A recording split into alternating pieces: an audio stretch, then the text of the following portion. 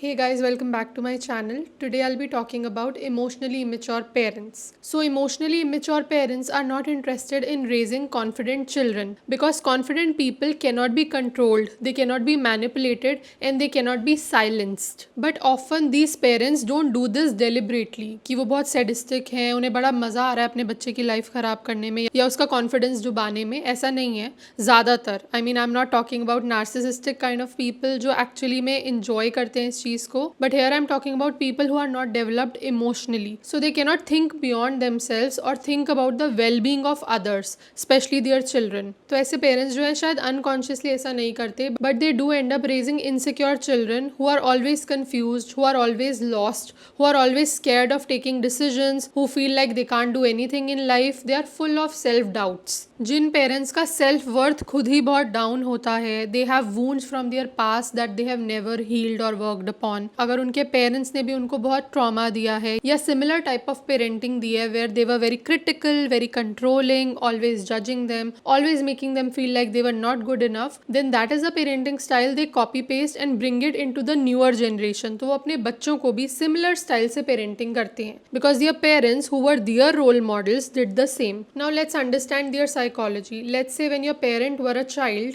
they were raised by strict parents, very controlling parents, very manipulative parents. तो उनके parents क्या करते थे उनके साथ? They were very strict. वो उनको बात बात पे डांटते थे, मारते थे, समझाते रहते थे, लाइफ लेसन्स देते रहते थे कि ये तुम गलत कर रहे हो, ऐसे मत करो, मैं बताऊंगा कैसे होता है या मैं बताऊंगी कैसे होती है, या तुम बच्चों में तो अक्ल ही नहीं है, तुम बच्चे तो नालायक हो. जब एक इंसान ये सारे वर्ड्स, ये सारे बिहेवियर्स कंसिस्टेंटली सुनता है, specially coming from their own parents जिन पे वो डिपेंड करते हैं for survival, for developing a sense of self, तो अगर उनका पेरेंट ही उनके बारे में इतना नेगेटिव सोचता है, इतना ज़्यादा अनहैप्पी है, डिसअपॉइंटेड है बाय दिस चाइल्ड, तो that child which is your parent right now, so they became very insecure, they started doubting themselves, maybe they became a people pleaser, और वो सबको खुश करने के लिए, सोसाइटी को खुश करने के लिए, अपने पेरेंट्स की वैलिडेशन पाने के लिए, they started performing for that. And since they had no self reflection, no awareness, no tools like we have today, तो वो क्या करते हैं? They just passed it on further. तो जब आप उनके बच्चे बने, उनकी लाइफ में आए, तो they started behaving exactly like their parents did with them, so now they started behaving the same with you.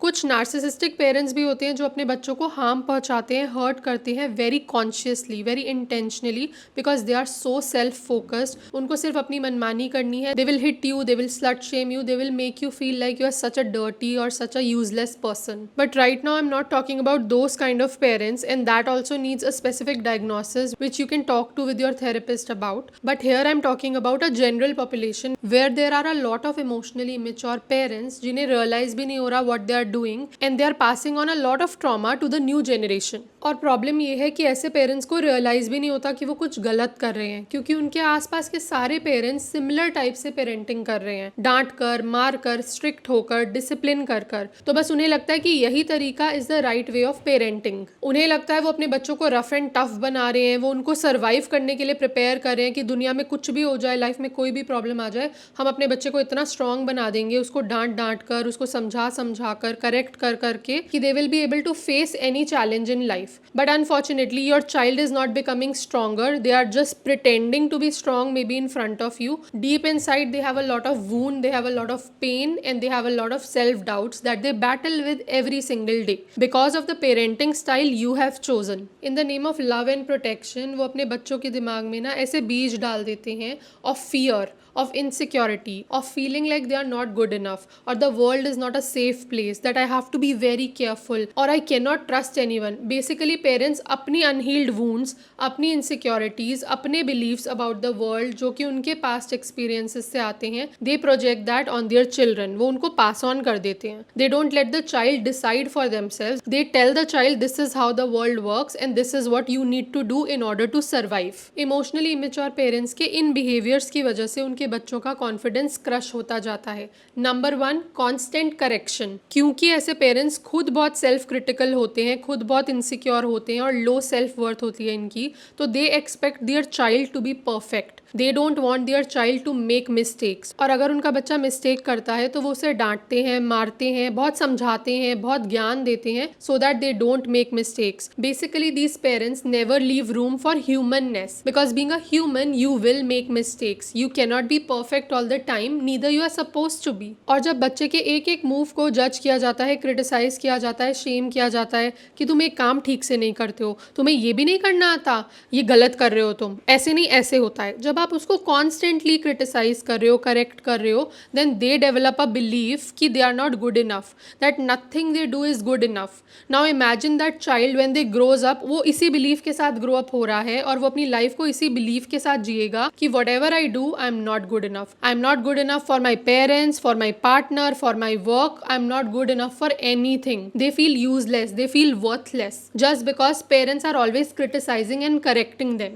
Number 2, such parents are always busy giving advices instead of listening. Let's say एक बच्चा आता है और अपनी कोई problem अपने parent के सामने शेयर करना शुरू करता है कि स्कूल में ना मेरे साथ ऐसा हुआ, उसने मुझे मारा, उसने मुझे तंग किया। और इमोशनली इमेच्योर पेरेंट क्या करता है, they don't listen to their child fully कि बस हाँ बेटा बताओ क्या हुआ, I am here to listen to you. They rarely do that. What they do is they are very quick to jump to give advice. अरे तुमको ऐसा करना चाहिए था, अरे तुमने ये क्यों नहीं किया। तो अपने बच्चों के इमोशंस के लिए स्पेस ही नहीं होल्ड करते। They are quick to give advices, they are quick to give solutions, so the child feels dismissed कि यार मेरी बात ही नहीं सुनता कोई, मेरी बात उतनी इंपॉर्टेंट ही नहीं है, मेरी फीलिंग्स उतनी इंपॉर्टेंट ही नहीं है। Then again they grow up to become a person who is always doubting their own thoughts, their own feelings, their own opinions. तो वो लाइफ में बहुत सारे डिसीजंस ले नहीं पाते हैं because they are confuse, because they feel like they never do anything right, because they feel like they have to always ask for other people for advice कि मुझे नहीं आता क्या सही है, मुझे कोई और बताएगा कि क्या सही है, क्या करना चाहिए ऐसी सिचुएशन में। Third, emotionally immature parents focus on perfection over progress. उनके लिए ये नहीं जरूरी कि आप प्रोग्रेस कर रहे हो भले ही स्लो, उन्हें रिजल्ट्स चाहिए और वो भी क्विक और वो भी वैसे जैसे उनको सही लगते हैं। तो लेट्स से एक बच्चा कोई काम कर रहा है जो पहली बार कर रहा है या few times they have done it but वो फिर भी थोड़ा गलत कर रहे हैं, तो पेरेंट्स में पेशेंस नहीं होती कि प्यार से उसको करने दें, let the child figure it out on their own. वो क्या करते हैं, they get impatient and they want to correct and fix the problem कि अरे ऐसे नहीं होता, या इसको ऐसे ठीक करो, ऐसे मत करो, ऐसे मत ड्रॉ करो, ये लाइन से बाहर क्यों ड्रॉ कर रहे हो, ये ऐसे क्यों कर रहे हो, ये सॉक्स वहां क्यों नहीं रखी, तुम्हारी बुक्स अभी तक टेबल पे पड़ी हैं। So they expect perfection, they are not interested in learning और growth through experience which can be slower because a child is also doing life for the first time and they are trying to figure out so many things alone. उनको नहीं होता कि वो उतना focus कर सके या उतने अच्छे से हर चीज को कर सके जैसे कि मे बी एक डेवलप्ड एडल्ट कर सकता है। बट इमोशनली इमेच्योर पेरेंट्स की expectations from their small children is just like that from an adult कि जैसे बड़े बच्चे समझदार होते हैं, बड़े बच्चे सब चीज सही करते हैं, वैसे ही आप करो, which is very unrealistic and it puts a lot of pressure on the child to keep performing and to be scared of making mistakes कि वो कोई गलती नहीं कर सकते, गलती करी तो criticism आएगा, गलती करी तो it's always a reminder that I am a bad person, I make mistakes, how can I do this? Such children grow up being so hard on themselves and that is clearly the fault of the parent. जब आप अपने बच्चे को mistakes करने देते हो, उसे थोड़ा उससे सबक मिलता है, then they learn a lot, they become very curious, they try to problem solve the next time, but क्योंकि आप सारी चीज़ें या तो करके दे देते हो उसको because you don't have patience, या आप उसको डांटते ही रहते हो कि डांट डांट के समझाऊंगा एक दिन तो अक्ल आ जाएगी, तो अक्ल आए ना आए बट कॉन्फिडेंस जरूर टूट जाता है। Fourth, emotionally immature parents give punishment instead of guidance. वो डिसिप्लिन के नाम पे अपने बच्चों की हर मिस्टेक के लिए उनको पनिश करते हैं कि अभी ऐसा किया ना, जाओ अब तुम्हें 1 घंटे के लिए ये नहीं मिलेगा, या तुम्हें कमरे में बंद कर देंगे 2 घंटे के लिए लाइट बंद करके। तो वो अपने बच्चों में इतना ज्यादा डर और एंग्जाइटी डाल देते हैं, that too at such a small age, जहाँ पे उनको खुश होना चाहिए, प्लेफुल होना चाहिए, चाइल्डिश होना चाहिए, मस्ती करनी चाहिए, वहाँ पे वो बच्चा अपने सर्वाइवल के लिए, अपनी सेफ्टी के लिए हर वक्त डरता रहता है। How do you think that is going to contribute to their life when they grow up? They will be very insecure, they will be very anxious, they will be full of self doubts and they will approach life with a lot of fear. वो हमेशा डरे हुए रहेंगे कि मेरे साथ कुछ हो जाएगा, मेरे बॉस ने ऐसा कह दिया तो, मेरी फ्रेंड ने ऐसा कह दिया तो, मेरे पार्टनर ने ऐसा कर दिया तो मैं क्या करूंगा, like they are always so scared. Fifth, Fifth, such parents have lack of faith on their own children, which is such a painful realization for a child, because a child relies heavily on their parent for approval, to know that they are a good child, that they are a good person, that they are intelligent, they are smart, they are beautiful. But अगर उनका parent इतना criticise करता है, उनको encourage नहीं करता, बल्कि हमेशा डांटता रहता है, करेक्ट करता रहता है, तो ऐसे बच्चे क्या करते हैं? They start to feel like something is wrong with them, that nothing they do is enough. They feel like they are a problem that needs to be fixed. They are always looking for external validation क्योंकि उनका sense of self is very weak. Their sense of self is full of doubts. It's full of questions. It's filled with a lot of negative opinions and judgments. तो बड़े होके भी ऐसे बच्चों को अपने किसी डिसीजन पे फुल कॉन्फिडेंस ही नहीं होता. They are always confused. ये करूँ या ये करूँ. वो छोटे छोटे डिसीजंस भी कॉन्फिडेंटली नहीं ले पाते. They are even confused about मैं क्या कपड़े पहन के जाऊँ, मैं वहाँ जाऊँ कि ना जाऊँ, मैं उनको मना करूँ कि ना करूँ, मैंने अगर ये किया तो वो बुरा मान गए. तो they are always focused on pleasing other people so that they don't face criticism और रिजेक्शन और abandonment from those people. And then these parents wonder कि हमारा बच्चा इतना स्ट्रगल क्यों करता है, वो बाकी बच्चों की तरह उतना कॉन्फिडेंट क्यों नहीं है. वाई इज ही और she not a go getter, why are not they achieving a lot in life. It's because you planted a lot of doubts and fears in their head. Now they are scared to lead. Now they are scared to go for opportunities which they would have had they been parented in a better way, had they been parented in a conscious way, where their feelings were considered and they were not judged or criticized every single day, where they were supported, where they were given positive affirmations that we believe in you, we trust you, we love you, we care for you. आपके बच्चे ने अगर ये बातें सुनी ही नहीं है बल्कि ऑपोजिट सुना है, तो नेचुरली आज वो लाइफ में स्ट्रगल कर रहा होगा. And you know what's the sad part? Usually these kind of parents never intended to do that. They did not want you to struggle in life. In fact, they wanted the opposite. They wanted you to be successful. They wanted you to achieve so many things.